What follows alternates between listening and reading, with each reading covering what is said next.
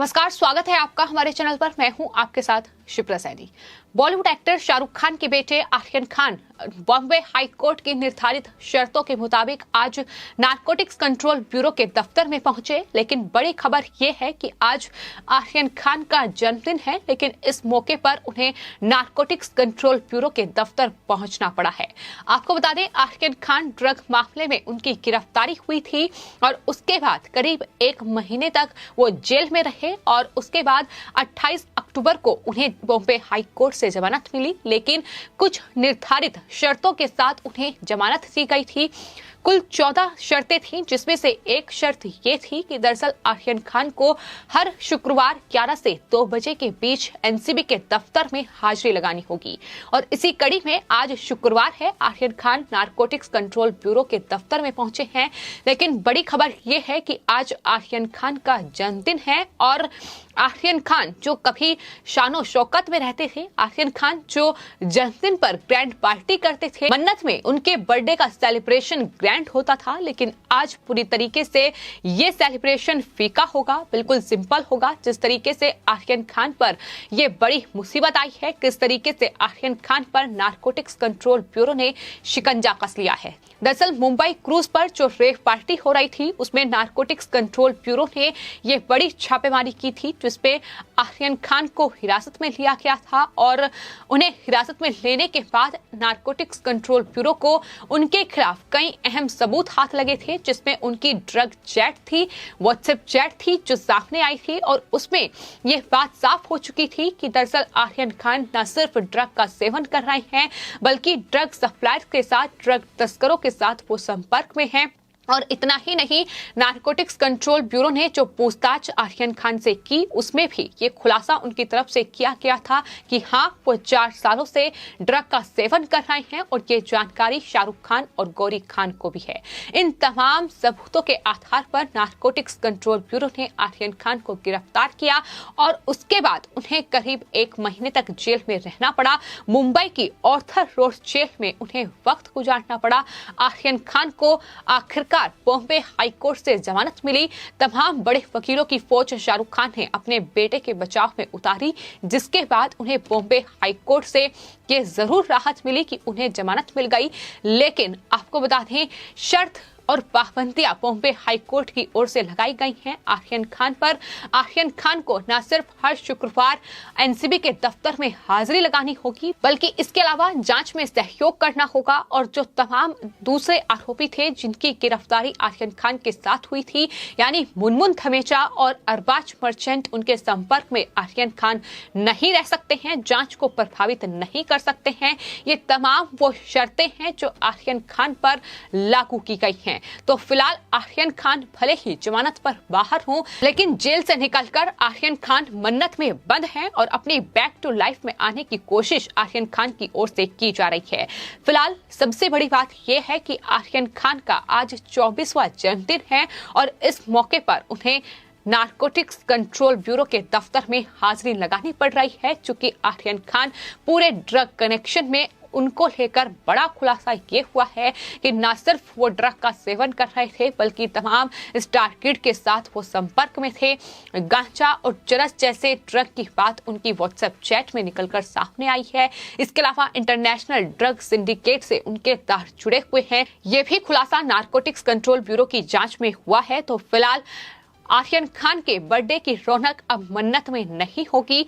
Grand celebration जो हमेशा होता रहा है, वो अब नहीं होगा। जिस तरीके से हमेशा शानो शौकत और करोड़ों के बंगले में रहने वाले आर्यन खान अपने बर्थडे पार्टीज में, अपने जो विदेशों में उन्होंने पढ़ाई की है, उन दोस्तों को इनवाइट करते थे।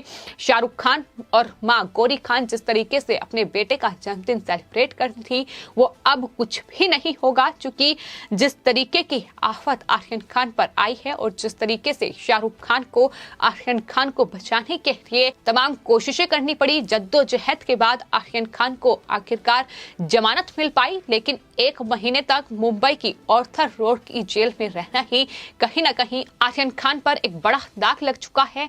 यही वजह है कि ये जो कहीं ना कहीं सेलिब्रेशन है, ये अब मन्नत से गायब है और आज उनका जन्मदिन नहीं मन पाएगा। लेकिन एनसीबी के दफ्तर में पहुंचे हैं, उन्हें हाजिरी लगानी मालिक थी। आपको बता दें, इसके अलावा एनसीबी की जो एसआईटी आर्यन खान के इस पूरे मामले में जांच कर रही है, दरअसल उसने भी आर्यन खान को समन भेजा था, क्योंकि आर्यन खान ड्रग मामले में उनसे कई पूछताछ होनी है। लेकिन आर्यन खान ने समन का जवाब दिया ये कहकर कि उनका स्वास्थ्य ठीक नहीं है, उनकी तबीयत ठीक नहीं है और वो एनसीबी के दफ्तर में पेश नहीं हुए, यानी एसआईटी ने उनसे पूछताछ नहीं की। अब माना जा रहा है कि एनसीबी एसआईटी के सामने आर्यन खान पहुंच सकते हैं, क्योंकि उनकी तरफ से नोटिस आर्यन खान को दिया गया है।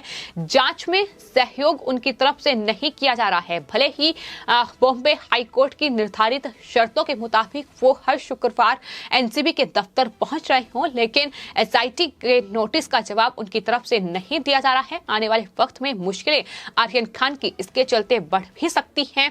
इसके अलावा आपको बता दें, आर्यन खान के साथ साथ मुनमुन धमेचा, जिन्हें जमानत आर्यन खान के साथ मिली थी, वो भी एनसीबी के दफ्तर पहुंची है ये अटेंडेंस के लिए। तो ये तमाम शर्तें थी बॉम्बे हाई कोर्ट की, जो आर्यन खान को जमानत के साथ दी गई थी कि इन शर्तों के साथ ही ये जमानत हो पाएगी।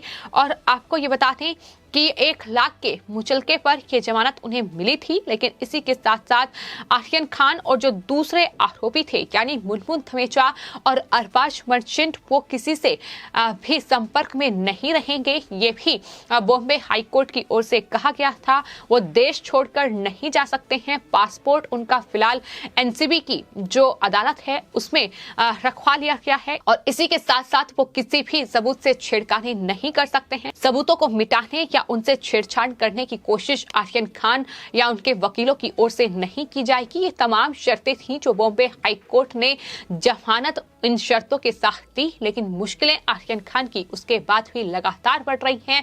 आपको बता दें, आर्यन खान ड्रग मामले में जो नारकोटिक्स कंट्रोल ब्यूरो के जोनल डायरेक्टर थे समीर वानखेड़े, वो जांच कर रहे थे। लेकिन अब ये जांच जो है वो एनसीबी की एसआईटी को सौंप दी गई है।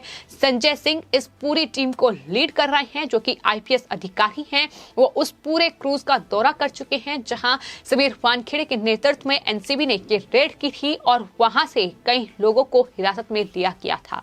लेकिन फिलहाल महाराष्ट्र में आर्यन खान ड्रग के सामने आने के बाद अब बॉलीवुड क्या पूरे महाराष्ट्र से किस तरीके से इस ड्रग का सफाया किया जाए, इसको लेकर तमाम कोशिशें नारकोटिक्स कंट्रोल ब्यूरो की ओर से की जा रही हैं। तमाम छापेमारी महाराष्ट्र में जारी है। जहां एक तरफ नारकोटिक्स कंट्रोल ब्यूरो छानबीन कर रही है, तो वहीं एसआईटी को कुछ 6 मामले सौंपे गए हैं, जिसमें से एक मामला आर्यन खान का है तो दूसरा मामला समीर खान यानी नवाब मलिक के दामाद का है, जिसे बचाने के लिए नवाब मलिक दिन रात लगे हुए थे। लेकिन अब वो भी एनसीबी की एसआईटी के शिकंजे में है और समीर खान का केस दोबारा खोल लिया गया है।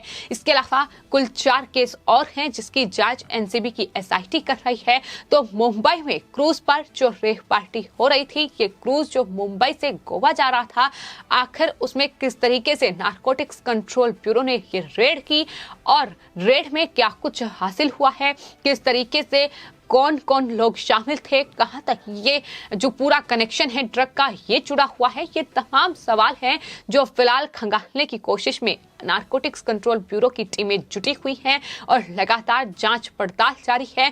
लेकिन शाहरुख खान जो कि बॉलीवुड के बड़े स्टार हैं, उनके बेटे आर्यन खान जो अब तक अपना जन्मदिन बड़े धूमधाम से एक ग्रैंड सेलिब्रेशन जो है वो मन्नत में होता रहा है, लेकिन ये सेलिब्रेशन पूरी तरीके से फीका होगा क्योंकि नारकोटिक्स कंट्रोल ब्यूरो का शिकंजा आर्यन खान पर गहराया हुआ है।